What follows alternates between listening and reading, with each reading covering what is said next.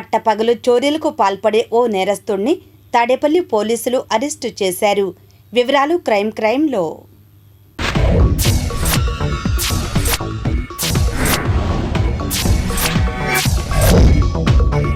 Online ట్రేడింగ్కు అలవాటు పడి అందిన చోటల్లా అప్పులు చేసి అప్పులు తీర్చడానికి ఓ మహిళ మెడలోని బంగారపు గొలుసు తెంచుకొని పారిపోయిన దొంగను గంటల వ్యవధిలోనే అరెస్టు చేసి అతని నుండి దొంగిలించిన బంగారపు గొలుసు 4 లక్షల విలువగలది తాడేపల్లి పోలీసులు స్వాధీనం చేసుకున్నారు.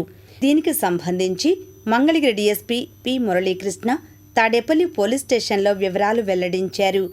మండలంలోని వడ్డేశ్వరం గ్రామంలో మంగతాయారని మహిళా సెంటర్లో చిన్నపాటి కిరాణా దుకాణం నిర్వహిస్తోంది.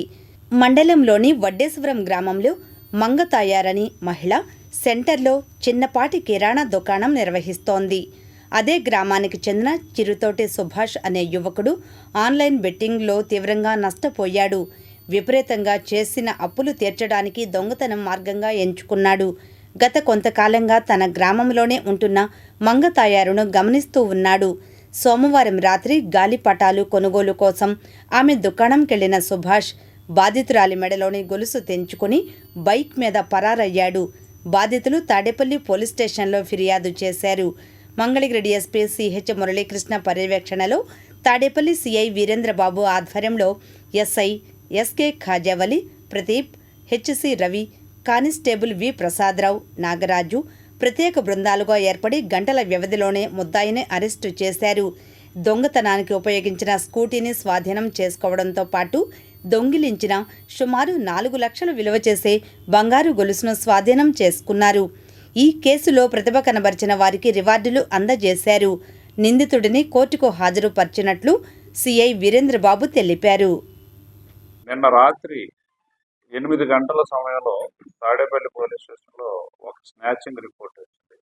ఆ రిపోర్ట్ని ఎస్ఐ కాజావలి స్నాచింగ్ కేసుని రిజిస్ట్రేషన్ జరిగింది. అందులో దాదాపు 28 గ్రాములు బరువు ఉన్నటువంటి చైను వడ్డేశ్వరం గ్రామంలో ఒక ఆమె కిల్లి కొట్టు నడుపుతుంది. ఆమె గాలిపటాలు బయట కడితే ఆ గాలిపటాలు కొనే నిమిత్తం ఒక వ్యక్తి హెల్మెట్ పెట్టుకుని స్కూటీ మీద వస్తాడు. వచ్చిన తర్వాత ఆమె మెడలో ఉన్నటువంటి చైన్ని తెంచుకుని పోయినట్లుగా ఇచ్చినటువంటి రిపోర్ట్ని వెంటనే వీరేంద్ర సిఏ గారు కాజావల్లి ఎస్ఐకి ఆ కేసు ఎంట్రస్ట్ చేయడం జరుగుతుంది. అలాగే ఆ కేసును స్నాచింగ్ కేసుగా కట్టిన తర్వాత వెంటనే కాజావల్లి అలాగే సిఏ గారు బృందాలుగా ఏర్పడి ఈ కేసుని మన ఎస్పీసీ వకుల్ ఐపీఎస్ గారు ఉత్తర్వుల ప్రకారం టీమ్స్ చాలా కష్టపడి ఈ కేసులో ముద్దాయిని వితిన్ 24 అవర్స్లోనే ఈ కేసుని డిటెక్ట్ చేయడం జరుగుతుంది. ఈ కేసులో ముద్దాయిని సుభాష్, చిరుతోటి సుభాష్ అనే వ్యక్తిగా ఐడెంటిఫై చేశారు. ఇతను విజయవాడ సోనీ కంపెనీలో కోఆర్డినేటర్గా పనిచేస్తాడు. ఈ వ్యక్తి ఆన్లైన్ ట్రేడింగ్కి అలవాటు పడి అందరి దగ్గర అప్పులు చేస్తాడు.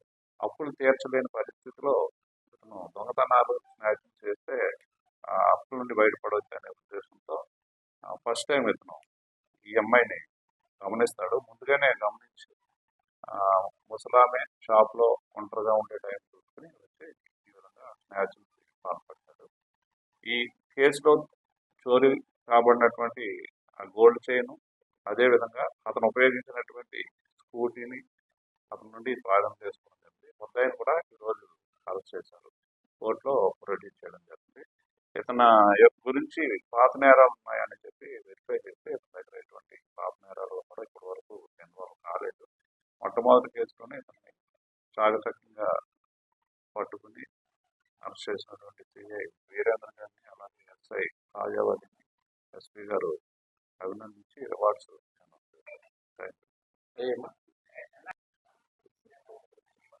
ఇందులో బాగా టెక్నాలజీని బాగా ఉపయోగించారు.